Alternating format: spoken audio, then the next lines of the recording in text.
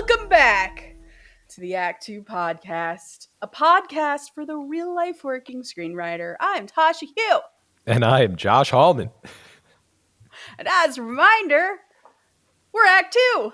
We are a network and support group for the everyday working screenwriter. This podcast is just one of the many things Joshua and I do for the Act Two community, one of which is prepping for this May 16th event we have coming up in Los Angeles. If you are in the SoCal area, check out our socials for more details. It's at All Seasons Brewery down on Mid-City. Yeah, May 16th. You just said that. Yeah, May 16th at 7 p.m. Oh, it's going to be great. It's a really cool venue. I hate going over the hill and everything, but like it's got a cool patio, cool whatever, and it's built into an old like car mechanic shop. It's pretty cool. Yeah, no, it's going to be awesome. Come up and talk to us. Find us. We may or may not be wearing Act 2 shirts. I don't know. Hey! I can't wait. I don't know. Don't want to confirm. Don't want to deny.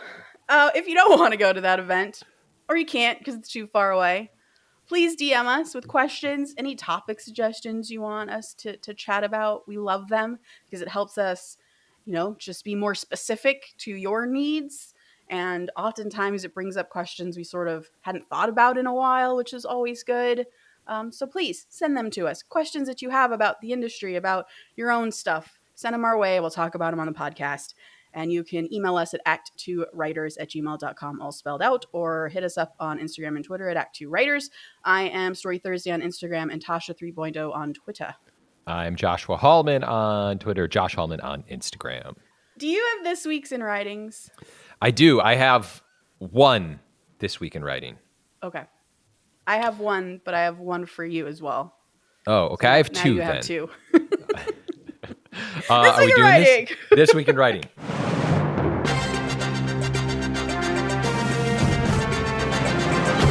This week in writing. All right, Tasha. Yeah. I don't think you know what I'm going to say. I don't. Okay. This is actually going to be a good tie into our major topic today, and I shouldn't be doing this first, but I'm doing it anyway, so sorry. Such a rebel. I know. A couple things have happened.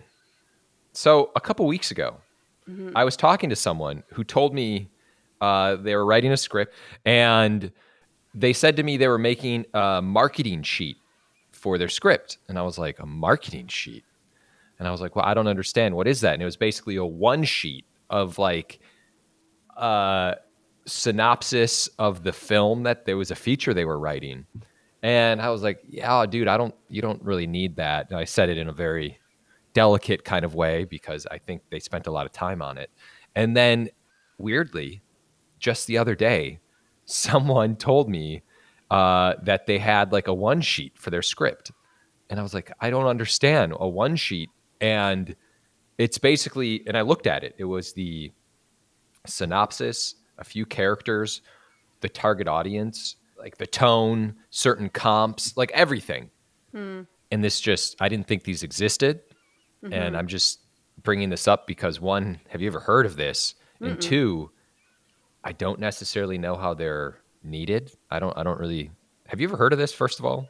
I've never heard of this. And, I've worked at a studio and I've never seen anything like this come through. Are these people who have reps or don't have reps? One of them had a rep. The other did not have a rep. Did the person who had a rep have a rep who actually worked for them? I didn't get that far into it, but it didn't feel that way. So that was the thing is I was like, what does your rep think about this? And they were going to send it to their rep. And part of me was like, is this some like new thing that I'm completely unaware of? But then the other part was, I just don't think they're necessary. That's all. Yeah, I don't think they're necessary, but like, I also don't think it probably hurts. I mean, so the reason I asked about the reps is because usually reps give that context to an executive before sending a script out anyways. But if you don't have a rep, or your rep is not the one sending the script out, or you don't trust your rep to represent your script well enough, then maybe a one sheet makes sense. However, I will say that at Universal, we never got these with scripts, but B, when we did get anything remotely like this, it was through submission outside of sort of the normal traditional way of getting scripts, which was through agents and managers or recommendations from other people that the studio exec knew. So they would be cold emails coming at us from people who did not have reps and people who were writers but were not like in the industry, so they didn't really know the process. And so they were very keen on saying like, here is a summary, here is the tone, here are comps. And usually the comps were like the best possible movies of all time. And the reason why this was looked down on or ignored was because it's coming from the writer, especially like target audience, and like, I don't know, like oftentimes it was accompanied by this movie's gonna make you, $500 billion and it's the best movie you've ever seen. So it's like a lot of information from sort of a not trusted source, if that makes sense. Like the writer is obviously going to say this movie is the best movie meets this best movie, but that's a subjective thing. So it's not helpful to me as I'm a studio executive going into this. Yeah. But if you're a writer that they know and that is like well respected in the industry and you bring them a one sheet, that adds more weight to it. So I don't know. I think that's interesting. I've never seen it done. Same. I just thought it was worth bringing up. I kind of forgot about it, and then it happened again. And I was like, wow, that's really interesting. I don't know. These new kids with their newfangled one sheets. I know. That's what I said too. So get off my lawn, dude. Yeah, it's interesting. I'm curious to like pay attention to see if that becomes a thing. Anyway, what's yours? All right. My first one is I saw the Mufasa trailer. Oh, I'm in. Let's talk about. Yeah. Oh, we don't have to talk about it, but yeah. Did you enjoy the trailer, first of all? I know I'm gonna sound like a maniac in about 2 minutes from right now, so I'm just gonna I'm gonna lay that out there. But in the moment of watching the trailer, yes, I very much enjoyed it. Yeah, me too. I was so excited for it. I actually never saw the original Lion King, like live action CGI thing. Oh, I thought you meant the cartoon. Oh no! Oh my God, I've seen that one a million times. Played the Game Gear game.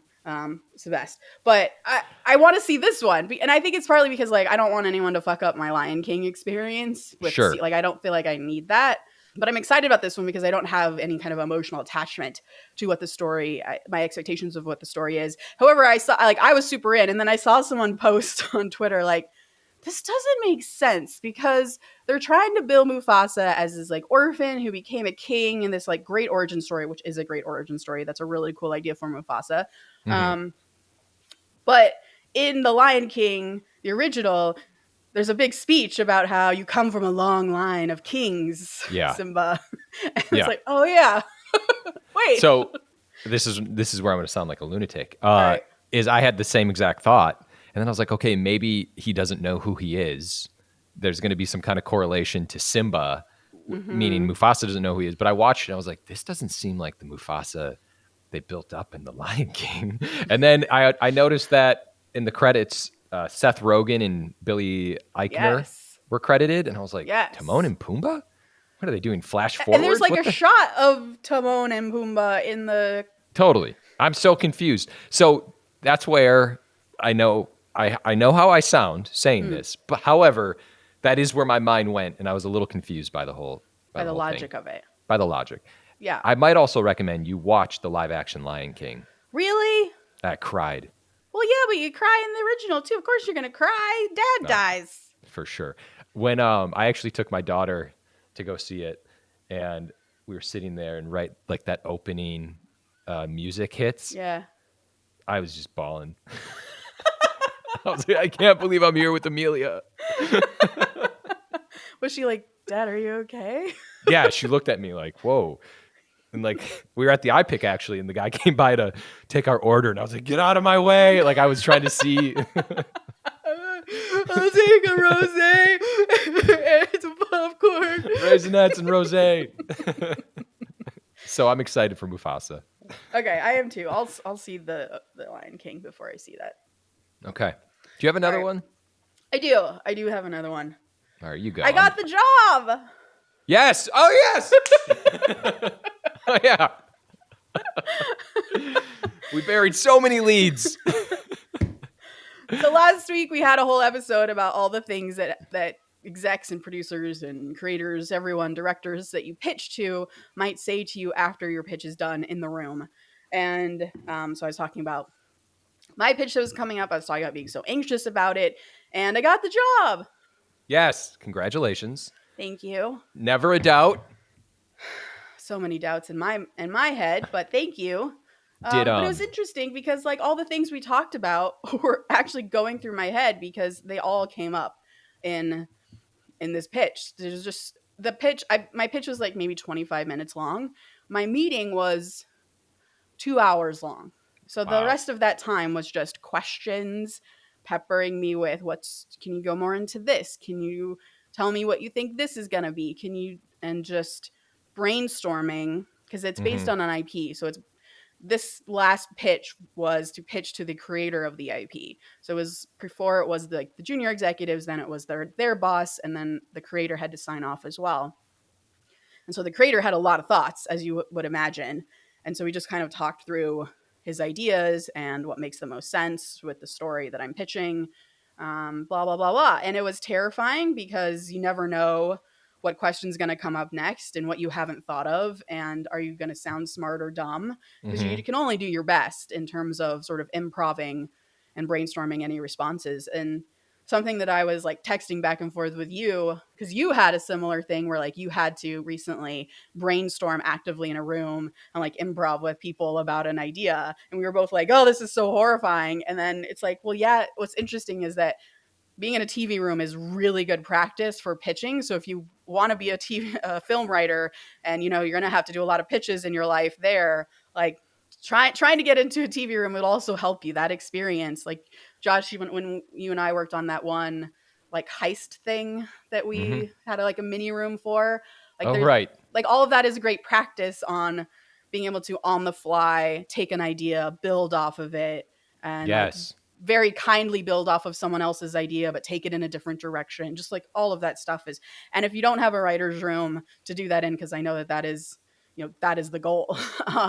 Writers groups are also really helpful in doing that. So just like practicing that ability helps make it when you are, you know, the spotlight's on you in a pitch to be like less, you know, I don't know, you freeze up less, I guess. I love it. Well, congratulations. I'm excited. It's going to be the greatest Thanks. thing ever.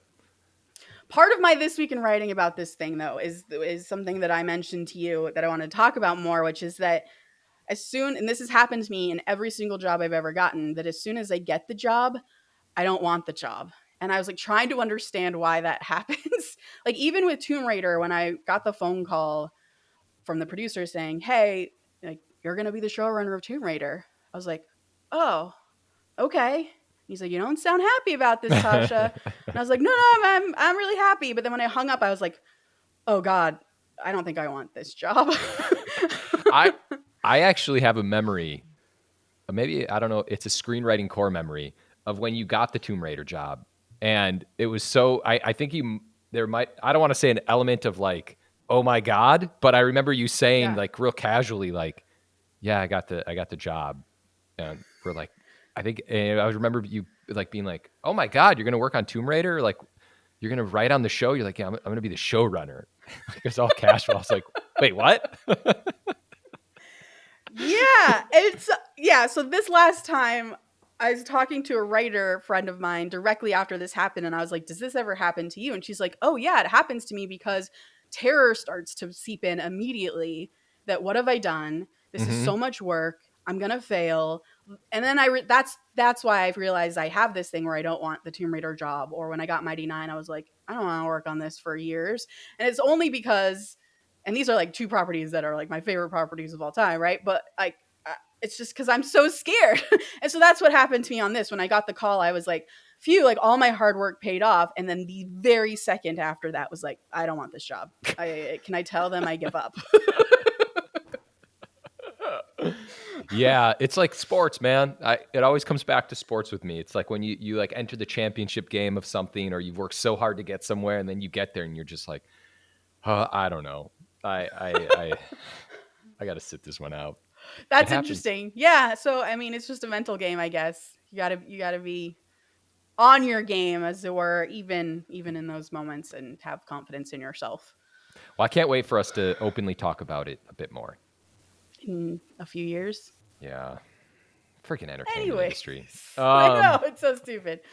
Okay, well, our topic today is really cool, I think, because I'm a nerd. Screencraft posted an industry lingo every screenwriter needs to know to succeed.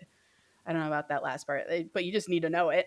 And because I like words, I was like, let's talk about this. And so we're going to go through their list and just sort of expand on it a bit and talk about what that means in our own writing, what that means in reality if someone says that to you in a room, et cetera, et cetera. I love So it. Yeah, let's go over it. Sometimes we bypass some things that we might take for granted, these things that we hear in our day-to-day. Okay, Tasha, I'm going to dive into this. Okay. I don't know if we're going to go over all 33 terms, but we'll see. Yes. Right? Yes. Okay. Act out. Have you heard the term act out, Tasha? Oh, yes. What is the act out of your script? Well, so just what it says in Screencraft here, and I'll be quick. An act out is the end of a narrative act. These moments are typically bigger in a story sense than buttons, which are scene enders. Act outs were more of a thing back in the days of network TV, when the end of an episode act would be followed by a 3-minute commercial break. Because of the break, these moments needed to be memorable, enough so that viewers wouldn't lose interest or flip to another channel. Yeah. Just a memorable moment. Yeah, we definitely, even if there aren't commercials, like if you're on streaming, although now there's commercials on streaming, we still do act outs, because an act out is, it's like a page turner, right? Like, first of all, what is your act out of act one? It means what's your break into act two, right? Like, what is that pivotal, cool ass fucking scene that the audience is going to be like, I have to sit in my seat and continue to watch this. I can't go pee or get a soda. I need to finish watching what the next section of this movie is going to be, or TV show. Yeah. You know, I Impactful. think I take these moments for granted, but Mhm. I think this is actually really important for each scene to end on something of where you're just lingering and you're anticipating the next scene and the next moment and what's going to happen. Even if you cut away from that character, you were going to want to know where that picks back up with the character. Yeah. So it's simple, but very important, I think. Yeah, actually, this just happened to me this week. I'm revising an episode of television, of course, episode, duh. And there are, like, I have notes in the margins of, like, need a better act out here, need a better act out here. So every single scene has an act out, essentially. It has, or a scene out is what you would call it in that case. A button. That's also another term for something like this that we're talking about specifically in terms of scenes. As you want the audience to leave a scene with kind of a question of, like, what is the character going to, oh my God, what is the character going to do next? Is the character going to choose that direction or that direction? Or, oh shit, that character, I'm leaving them in danger. Are they going to be okay? I need to go back to them. So every scene sort of needs to end on, a question. Is my character going to be okay? What's going to happen next? Are they going to die? Oh shit, is so and so going to learn their secret? Whatever that is, like, it's really important to think about in every scene. Okay, I talked too much about that. The next one is beat. And as Screencraft said, this one's tricky because it means two different things depending on the context, which is true, but it's not necessarily tricky. Like, a story beat is the smallest unit of narrative, as it says in Screencraft. So it's a moment. It's a moment of action. It's a it's a beat. It's a moment. And then if you are writing dialogue and you say, Josh says whatever, and then new line, and in parentheses is beat, it means he pauses in his talking before continuing to the next line of dialogue. And I learned a long time ago, and I thought it was an old sailor's tale, but Wikipedia says that it's true, that the word beat derived from this Russian writer who told someone that writing the script was just a matter of putting the bits together, B-I-T-S, but because of his heavy Russian accent, it sounded like beats. So people started saying, put your beats together. And now you have beat sheet. Beat sheet is just a series of moments happening in your script. I think that this is the one thing that seeped into my life, and I use it in my day-to-day conversations where I'll say, give me a beat, I'll get back to you about it. Or, whatever it may be, Yes. something where but I use beat often. I often wonder about this because screenwriters write that into the dialogue of their characters. Give me a beat, because that's how we talk. And then I Mm-hmm. wonder if I went and got a job in Wisconsin, Mm-hmm. Josh, and Represent. if I said, give me a beat, would people be like, what the fuck are you talking about? Or have we succeeded in our dialogue and just everyone knows what a beat is? Yeah, I wonder the same thing actually, because I think it's seeped into television and there's people have used it. Sure. I don't know. I'm going to use it. I'm going to see my family this weekend and I'll just Yeah, casually say please, it to my mom. please. She'll be like, excuse me. I really need to know. This is a sociological study. Okay. A Bible. I'm not going to read No. the whole screencraft portion of this. I just realized that a Bible is essentially your show. It's what you put together. If you're writing a television show, you have a Bible that you reference, and here are the characters, and here's what the first season looks like, and the second, or the episodes, and it is a Bible. It is the spoken truth to your show. Yeah. I mean, nothing to Yeah. add. You can Google, by the way, like like the Lost Bible is the most notorious one. You can Google like your favorite show and then Bible, and they might be online for you to check out examples. Just a quick side note. I won't do this. Is the Lost Bible, Yeah. which you can get online, is amazing because that was the notorious story where they just made stuff up, fully knowing that they weren't going to follow anything in the Bible, but it was just to sound really cool and to show ABC that they had something. And if you look back, if you know the show Lost and you read the Bible for Lost, it's like 10% accurate. So it's just something to think about. Yeah.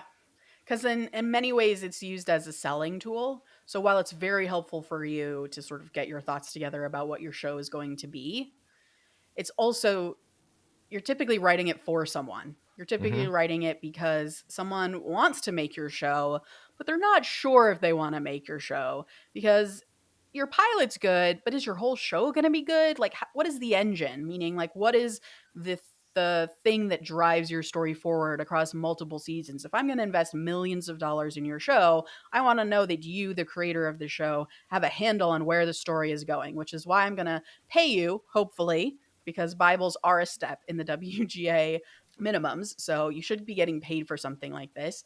So I'm going to pay you to write a Bible that explains to me what your show is going to be. So it's really helpful to you to get this down on paper. However, it is also very much a sales tool to convince them to just give you the fucking money so you can get your room together so you can actually make the show and get that process started. Because, like Josh said, the Lost Bible, that's not what the show is. They just needed to get that out so that people would say, here's some money, go make the show.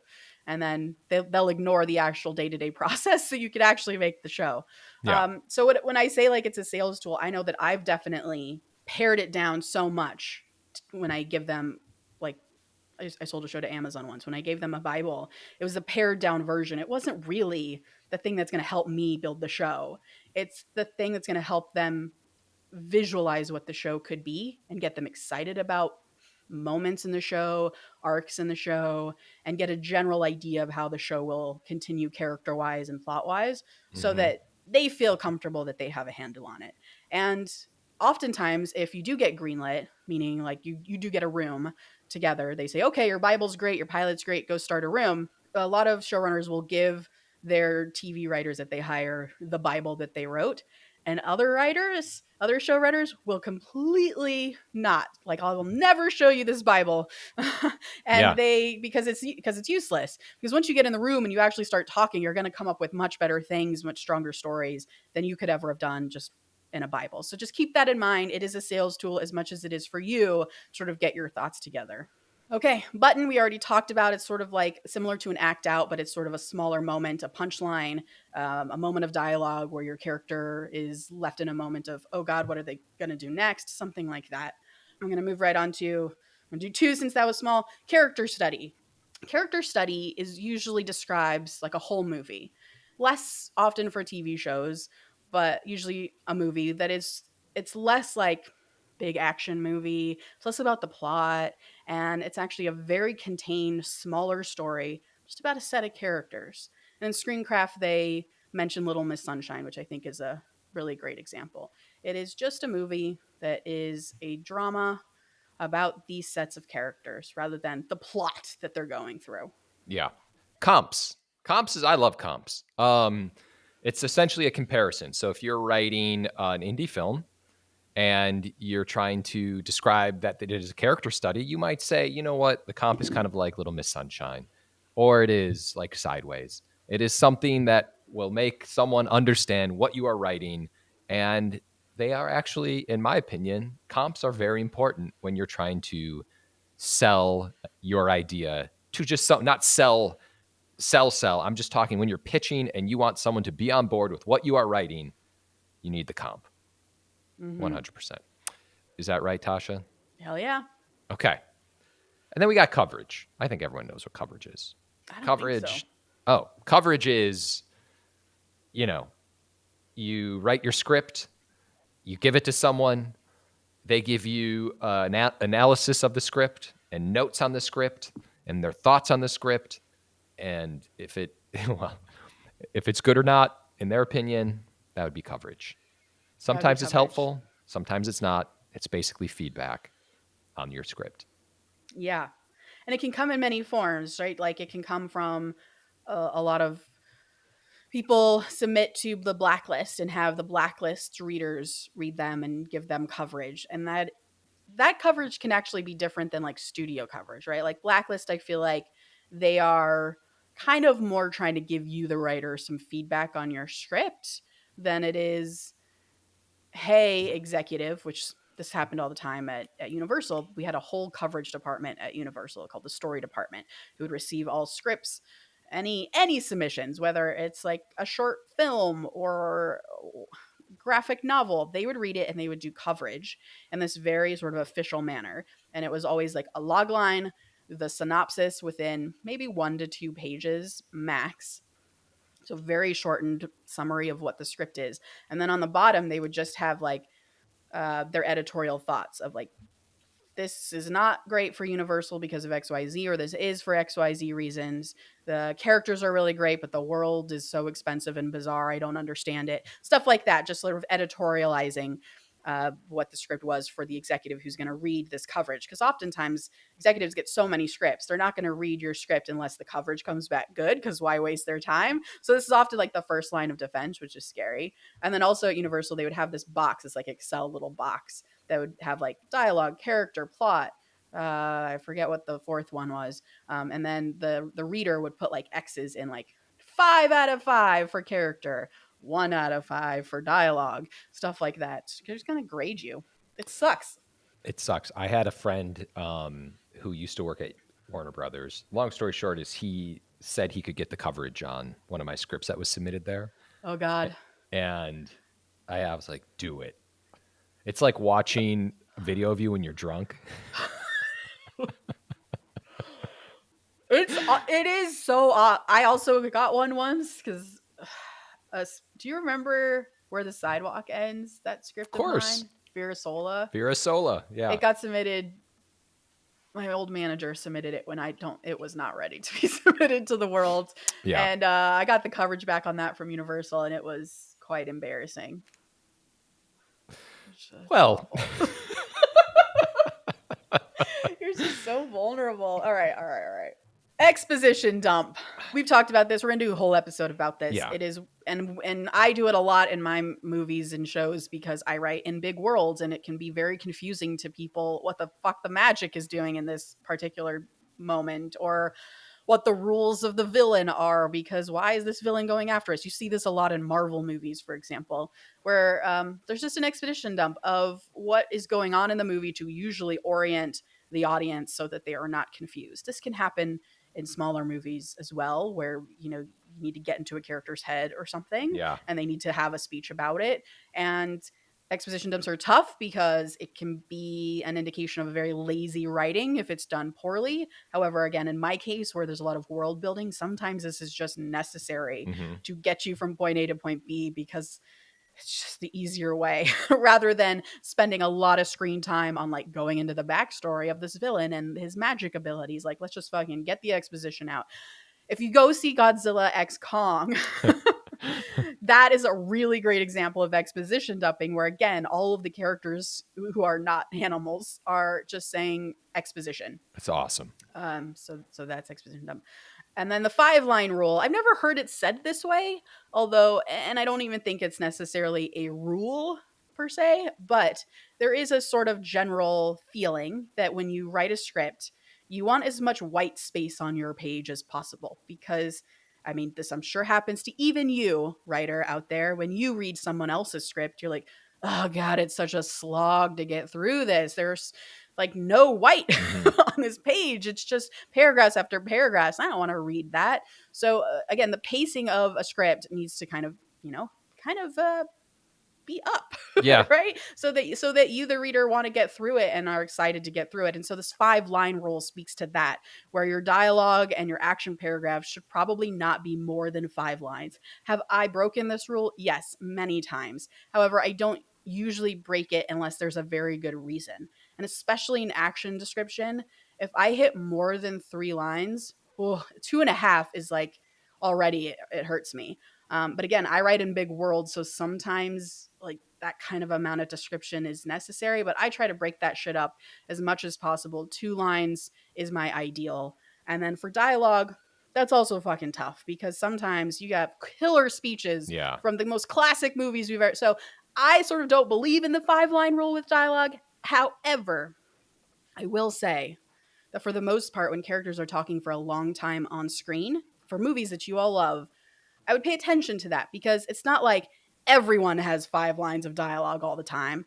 You use that when you need it, right? That long speech. Use it sparingly and only for great effect. I'm so conflicted about the 5-line rule, but we can keep moving. I hear you. It's not a rule. It's just like, just pay attention to it and use it as a general guide. Think about it as you're writing. Don't stop yourself from writing great stuff because of the 5-line rule. Moving on. Franchise, formula. I'm going to be honest. I didn't know why this was grouped together, because when I think of franchise, I think about a Marvel franchise. And then a formula of when someone's like, what's the formula of a show? If it's a whodunit, it's a murder each week. And you're trying to, like, if someone's trying to describe, like, what is this show? Yeah, that's weird. Yeah, right? This is a weird grouping. This is a very, very weird grouping. They're 2 different things. Like Grey's Anatomy, for instance, or Dr. House. Every, like, medical procedurals are coming in. That's the formula. Every week there's going to be someone with an impossible situation, and you're going to have McDreamy and McLovin or whatever come in and solve the problem, and they all figure it out, and then they hook up at the end. That is the formula of a show. But I'm not sure why franchise is looped into this. Yeah, I mean, like, if I write a movie, this word comes up a lot. Is it a franchise? Meaning, can I make multiple sequels of this movie? And the answer is usually yes, if there is a world that is very rich, like Transformers, for instance. You can make 1 million of those, because there's 1 million Transformers that you can add into the world, 1 million villains you can bring into it. You can go to different worlds and there's still Transformers. So there's multiple versions of that could exist. So that's what franchise is. Yeah, very different. Hang a lantern. Lantern, lampshade. Either way, the phrase means to call attention to an inconsistent plot element or character detail that might otherwise pull audiences out of the story. By calling attention to the inconsistency within the narrative itself, accepting it, and moving on, it allows the audience to do the same while still trusting you. The writer aren't trying to pull a fast one. I've never heard anyone use this phrase for that reason. I have not either. I get it, though. I do too. I get it. Like, and by the way, that is a very good handy trick to do. If there is a logic inconsistency, just have one of your characters notice it. And then the audience isn't like, haha, I'm smarter than the writer because I found that logic hole. It's like, oh, the writer also knew there was a logic hole. And there's logic in this movie somewhere that explains it. Okay, I'm not thinking about it anymore. Yeah, just point out the obvious. Yeah. Okay. But to me, I use hang a lantern like, I want to hang on this moment for a second. Same. I want to shine a light on I used it just this week, actually. I was going through an episode with a director, and I was talking about this moment that just kind of went a little too fast. Yeah. And so I was like, I'd like to hang a lantern more on this conversation that's happening between these two characters, because I really want to make sure that this emotion is landing. Yeah. So that's how I use it. Okay, hook. What is the hook? I fucking get this all the time, particularly with my TV shows, and that's usually when it's used, is what's the hook, particularly of the pilot, because this is usually the first draft people are seeing, and this is why they're going to invest in you and your show and buy it, is you've had a killer pilot, and the hook is so fucking key to them being like, oh my God, I Yeah. need to meet this writer and I need to buy this immediately. Josh, you and I, because you're writing a show now where your manager was like, what's the hook? Totally. Forever, the woman pilot that I've talked about on this podcast that I've developed for like over, I think it's like 5 years when we did the math. It's still out there kicking around. There you go. And I kept getting this note of what is the hook of the pilot. And to me, I was like, what do you mean? Like, I'm so interested in how this episode ends. I think this is a hook. But the producers never thought it was a hook, because I guess they just weren't in my head. Yeah. So to them, what I thought was like, oh my God, I'm so on edge, they weren't really seeing it. And so for a long time, I kept having to change what the hook is. And the hook is basically, like I was saying earlier with like Button and Act Out, it's like this huge question where at the end of an episode, you're like, holy shit, how are they going to get out of that coffin that they were just like locked into and jumped into the ocean? Big questions like, what is that? That's the hook. The hard part with the hook is I feel like a lot of times you as the writer feel like there is a hook, but then other people will read it and say there is no hook. And that it's like an assault. You're like, what? No, this is the hook. The hook is this woman going from place to place. Like, that's it. And you're like, no, that's... Why do I care about that? What do you mean? Why do you care? Why don't you care about that? Because you're stupid. So sometimes that means you have to do a lot more work earlier in the episode just for the hook to land. So just be aware of that if you're getting the note. But as much as I hate hooks, they are so important, and it is really, really key to find a good one if you're writing in television. Yes. Okay. I bumped on. Okay. I'm not even going to read the thing. This is the bump. You know, there's something, you're reading a script. I just read Tasha's script, and something's just not really making sense to me. And I say, you know, Tasha, I bumped on this moment when that woman decided to go to the baseball game. It just kind of seems out of character. It is essentially calling attention to a moment that doesn't resonate with you or doesn't seem to make sense. Yeah, agree. Okay. This phrase, in late, out early. I love it. I don't hear this a lot, to be honest, but I love it. The concept is right there in the description, in late, out early. Yeah. It means get into your scene later than you think you need to and get out earlier than you think you need to. And it's all about what we've talked about of buttons, act outs, hooks. If you leave a little bit earlier, the audience is left wondering, oh my God, what's going on here? What's happening? Not in a confusing way, in an exciting way, right? Yeah. That's important too. And if you come in a little late, the scene is just tighter. Your character's already feeling emotions, powering them into the scene. It's just a really great way to think about your scenes. Can you get in later and can you get out earlier? Love it. That's one of my favorite ones. Inside baseball. I'm not really sure why this is on here.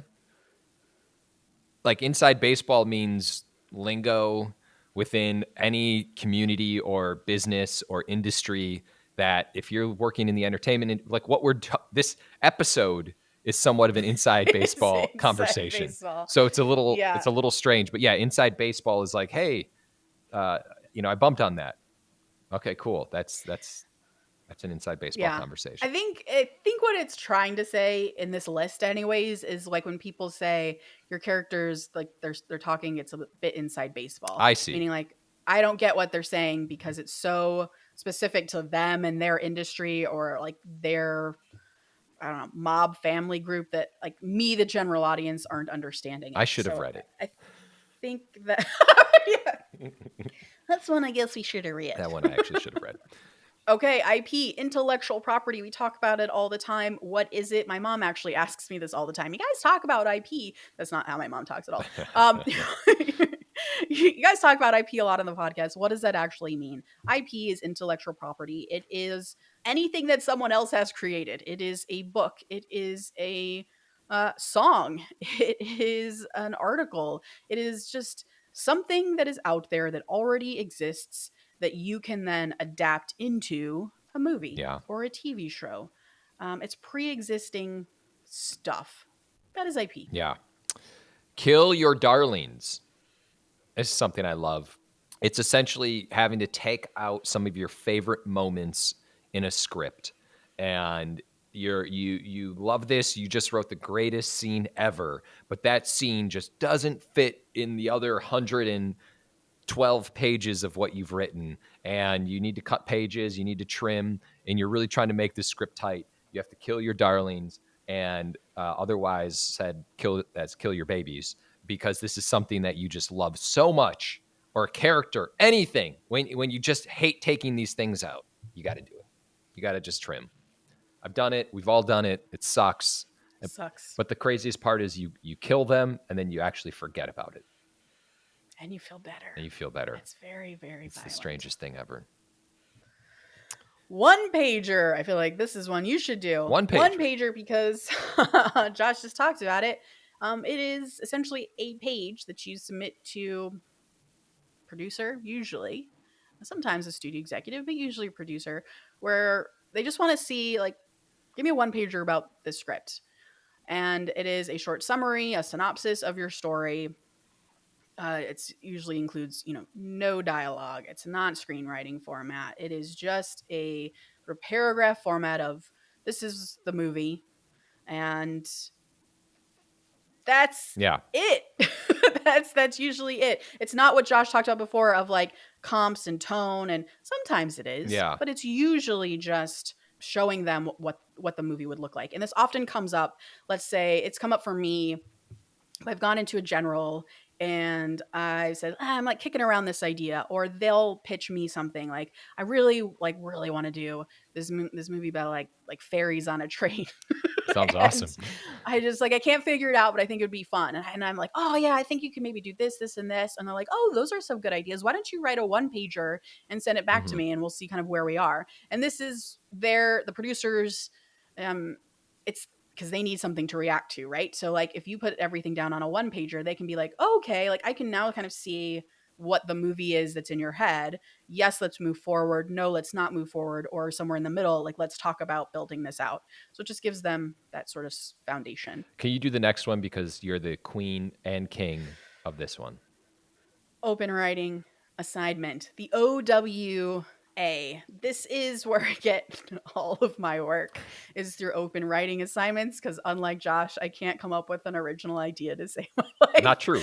So open writing assignments are often, it can be so many different things, but some things that have come up for me have been like this job that I got recently was an open writing assignment. It was this creator who had an IP that they knew they wanted to do something with. They just didn't know what. And they even had like a core concept to what they wanted the movie to be, but they didn't know what the rest, it could be anything. Tonally, it could be anything. It just could be anything. They needed a writer to come in and take their cool core concept and make it a movie.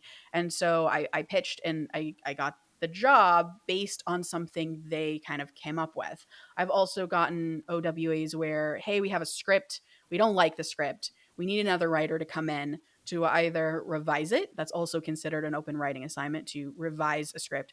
Or we're going to throw out the script entirely. I'm not even going to show you that script. I just want you to come up with a new version of this idea that we've been trying to crack for a long time. Yeah. They could also own a book, another piece of IP that you're coming in to pitch on and try to get. And usually an open writing assignment almost always is going to be a pitch off, a bake off of some kind, where because it's an open writing assignment, that very nature of open means that they are trying to get writers to write for them. So they are sending it to agents. They are sending it to managers. They're trying to get writers to come in to work on this open assignment. So you're probably not the only one that's going to be coming in for an OWA. That's the tricky part. Plot device. A plot device essentially is like a technique used to tell a story. I feel like a plot device can actually, I was going to say it's a MacGuffin.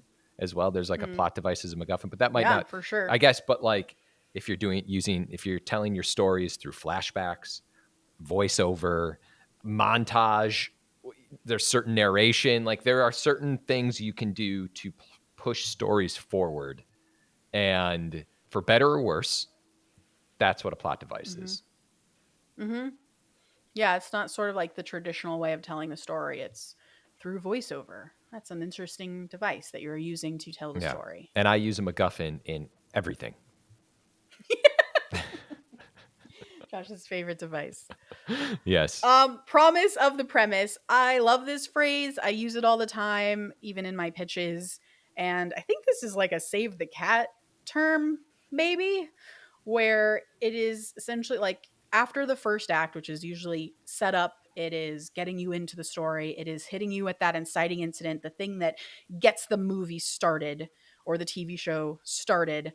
And then immediately after that, as we're breaking into act two, is usually the promise of the premise. And what that means is, let's say, Godzilla X Kong, bringing it back. The promise of that premise is I want to see fucking Godzilla and Kong fighting together. Yeah. That is what the trailer sells me. That is why I'm excited to go. These two like mortal enemies are going to work together against something. That's fucking cool. Yeah. And then you have act one where they don't fight and they're not together and it's just building that tension. And then finally in act two, you get the promise of what the premise is of these two Goliaths fighting. And that you can apply that to every movie, Yeah. whether it's a really tiny movie. I mean, he's putting Rear Window in here in the Screencraft example as the promise of it happens in everything. It's just, that's a really good example to use as just the obvious one. I'm going to do the next two.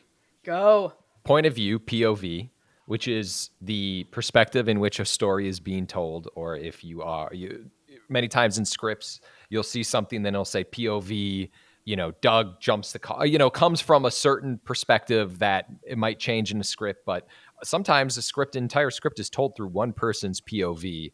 Other times it's an ensemble, but POV, point of view. Point of view.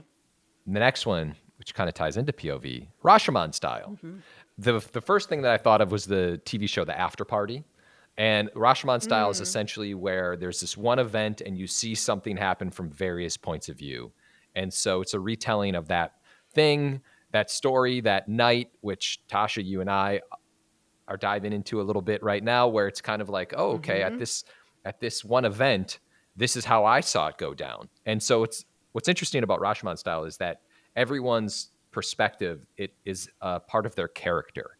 And so you're not only telling a story and you're kind of developing new information from that point of view or perspective, but you're also kind of learning about the character and how they see the world and what they choose to talk about and the things that are important to them. And I think Rashomon style is actually one of my favorite things to watch. It's super fun. And it comes from, did you say this? Akira Kurosawa's movie Rashomon, which has the same event told through multiple perspectives. And yeah, everything Josh said, it's cool. It's super fun. Okay. Rule of threes. I love this one. It is very, very, very, very, very important. 3 is a magic number in screenwriting, says Screencraft. There is this sort of unspoken, except here on the Act Two podcast, rule of threes where your brain, for some reason, when we watch movies and television, when we watch media, when we watch theater, there's something in our brains that when something happens 3 times, it really pays off, right? Like there's a setup to something, there's a development of something, and then there's the payoff of something. And that can be something big, like the MacGuffin, the knife, the murder weapon. And it can be something small, like there's a character in Mighty Nine who loves buttons. So the rule of 3 for her would be we need to make sure that the audience sees her with the buttons 3 times to understand that it's important. If we just see it once, we forget about it. If we see it twice, it's like, what's the fucking deal with these buttons? Yeah.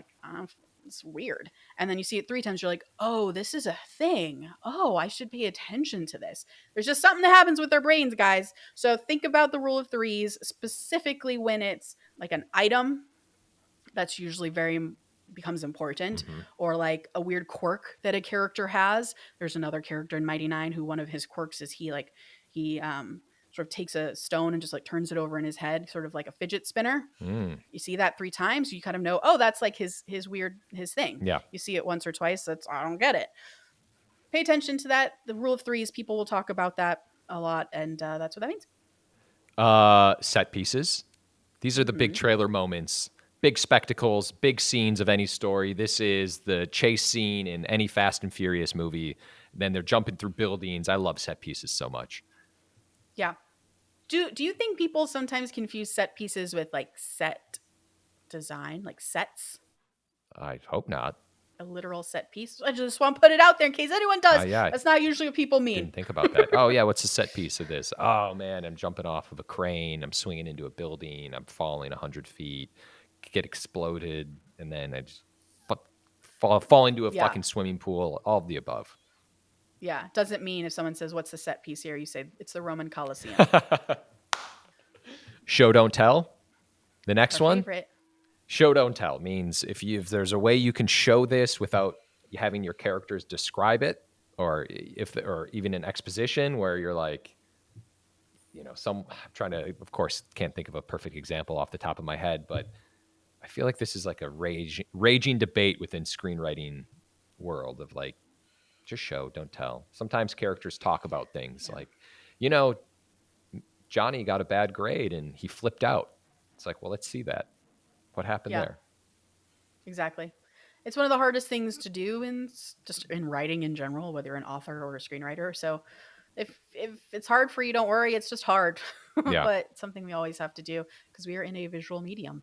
Okay. Slugs is an abbreviation of slug line, which just means the heading of your script. So interior, Tasha's office, morning, slug.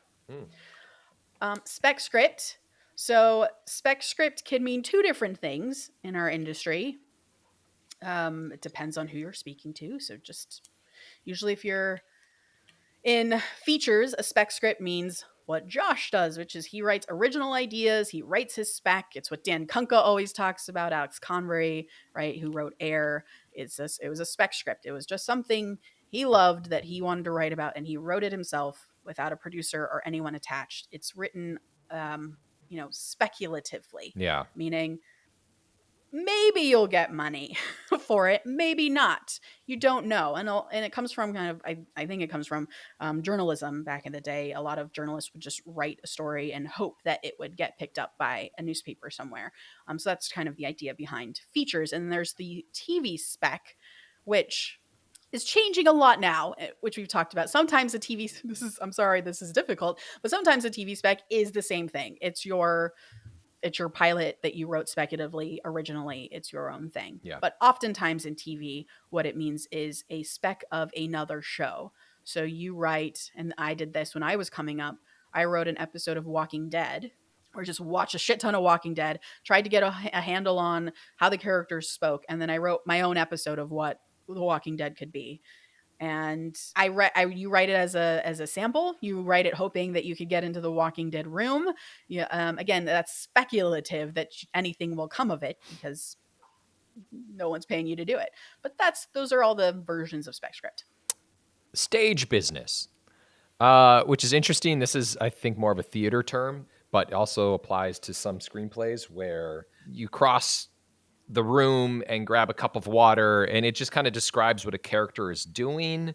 Don't necessarily need it as much in screenplays. It is important if someone's getting certain information that they should be surprised about and they decide to eat a donut.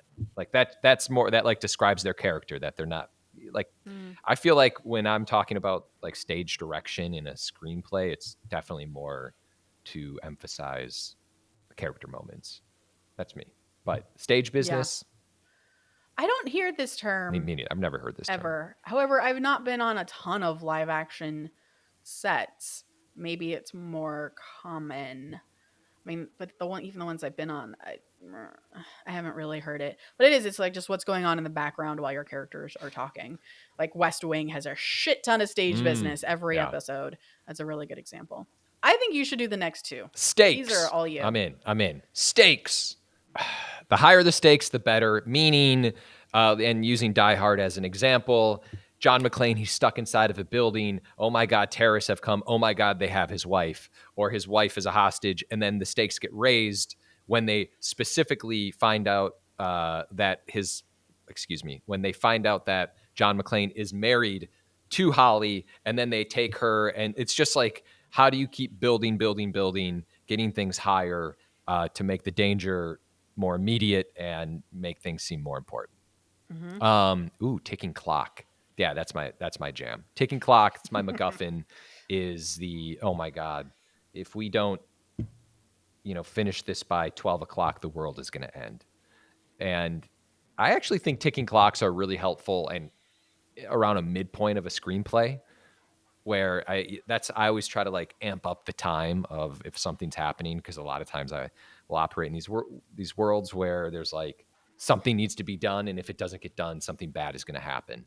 But Yeah. I love ticking clocks more than anything. Yeah, ticking clocks are great, and they can also apply when you're not doing something big actiony. If there seems to be a lull in just whatever story you're telling, see if there's a version of a ticking clock that works for your story, even if it's not an action Totally. movie. I think they're so Like helpful. I have to get to the diner on time before it closes, or I'm not going to eat. I don't know. Yeah. Like it could be anything. All right, voiceover or VO.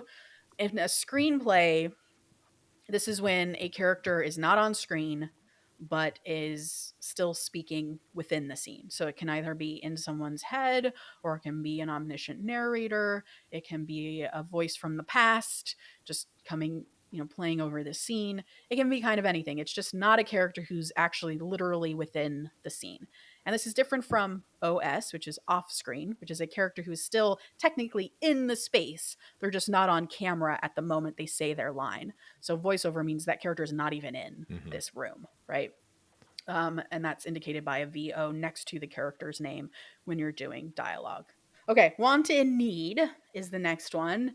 And I learned this for the first time when I worked with John Rogers on like my very first pilot, the one I talked about where I pitched and the guy said, "Your mom must be so proud." He is very big on what is the want of a character versus what is their need, meaning those two things should be different. Like a character wants to get that big shiny job on Wall Street, but really what they need is to learn how to be a better father. They don't know they need that at the beginning of the movie. That's something they're going to learn over the course of your movie or TV show, but that is definitely what they need in order to grow as a character and be the best version of their character. So having, for John Rogers, what he kind of taught me was that having a character whose want and need are very different and even at odds with each other can make really good drama. So that's something to think about when you're starting writing your characters. Last one. Yeah. Here we go. I love this one. Write like what this you one. know. What does that mean, Josh? All right. Write what you know.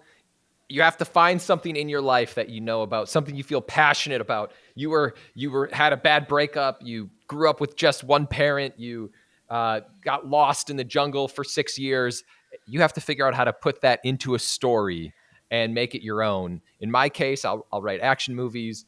I'm not a spy yet, but I love spies. But what I'll try to do is infuse like a father-daughter story, a father-son story, something that I know about that I can write about. Yeah, that's me personally. Right, what you freaking know. Yeah.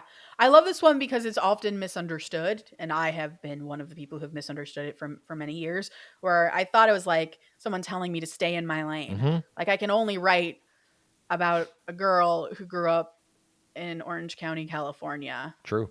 and rode horses and played softball. Like I can only write about those things because that's all that I know. But that's not what it means. I can still go write Dune set on a fucking other planet in the middle of nowhere, just so long as the characters are true to something I understand and believe in, and all the things that Josh just said. So it doesn't actually mean stick in your lane. No. It just means write the things that You feel are true passionate to you about. and that you're passionate about and that you understand. Because if you like, as soon as I start writing a movie about a teenage boy and it's his coming of age story, like, I don't know what goes on through teenage boys' heads. Like that's not my wheelhouse. Yeah. I want to stay away from that. That is not what I know. Sure. That's it. I love it. Can't believe it. We just did all those. This is great. This is great. I love these. They're so important because you are going to hear them from everybody. So it's good to know them. Okay, let's wrap up with the quote of the day. Screenwriting is the most prized of all the cinematic arts. Actually, it isn't, but it should be. Hugh Laurie. Please remember to rate and subscribe. Follow us at ActTwoWriters for more awesome writing stuff. You can follow me, Tasha, at Story Thursday on Instagram or on Twitter at Tasha 3.0. I'm Joshua Hallman on Twitter, Josh Hallman on Instagram. And as always, the Act 2 podcast is a production of Act 2, a network and support group for the everyday working screenwriter. This episode was edited by Paul Lundquist.